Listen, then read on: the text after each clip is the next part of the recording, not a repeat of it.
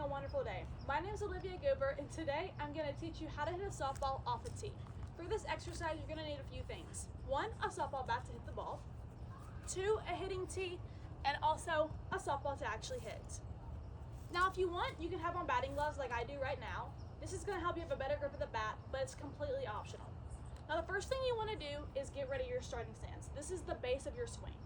Now, I'm not going to line up with the softball quite yet so you guys can see me better. But the first thing you want to do is spread your feet out to be slightly more than shoulder width apart. This helps us to where you have a better base and you don't want to be too wide or else you won't have any control at all. So your feet are now slightly more than shoulder width apart. You want to slightly bend your knees. Don't get too far to where it feels like you're having a squat, but more of a comfortable slightly bent knee. Then you want to make sure that you line your hand, when you're gripping the bat, you want to make sure that you line your hands up to where your knuckles are completely lined up. You're gripping the bat, your knees are bent, and then you want to bring your bat and your hands up to your ear, directly to where your ear is, and have your elbow slightly up. You don't want to have it too far up to where it feels like you're straining, but you want to have it at a pretty comfortable position. That takes care of your starting stance. Now to your actual swing. This can get kind of confusing and you can mess up, but it's okay. Have confidence and you can get to master it. Now the first part of this is your load. This is when you're getting all your power in your swing. So you're in your starting stance, and in your load, you pretty much want to shift back into your right knee. When you're in this position, you should feel like you have pretty much all your power in this and you're ready to explode forward. While you're shifting back into your knee, you also want to shift your hands back, directly backwards. Imagine if there was a catcher here, or during a softball or baseball game, you want to pretty much bring your bat to the catcher. Once you're in this position, you should feel like you're ready to powerfully swing. After this, you want to step. When you step, you want to make sure that instead of your foot being out directly like this, you want to have it at more of an angle now. So it's easier to twist your hips when you move. So you step, not that much out, but enough to where you can move your hips now and directly choose the pitcher or right in front of you. You move, you step, your toes are slightly out, you're loaded, and then here comes your swing. At this time, you want to completely shift your hips and be rotating towards the pitcher. Your bat and your hands and your hips should be moving at the directly same time.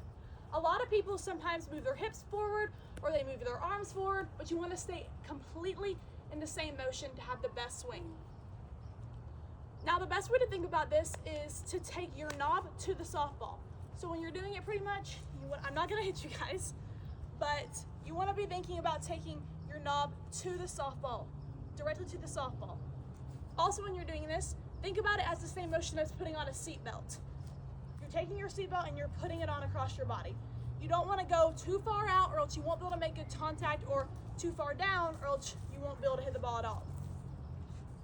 Now, that was a lot of stuff, but once you're at contact, I want to make sure you know one simple thing.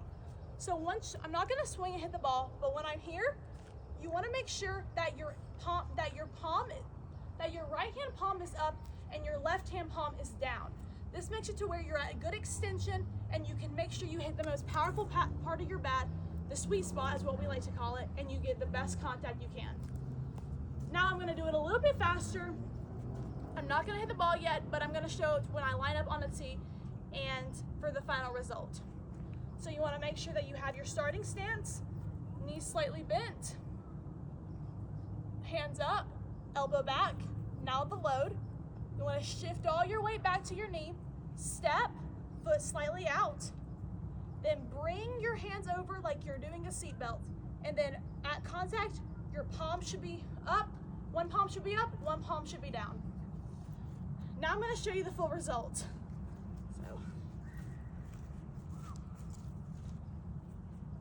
So once you have all the basics down, you can start to bring up your speed, and it will look something like this.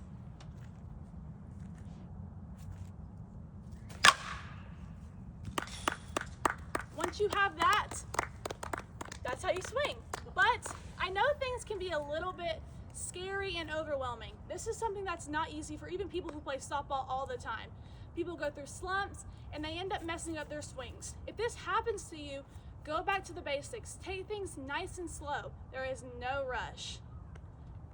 Once you feel like you have this mastered, you can start moving on to other things like throwing a ball up and challenge yourself more.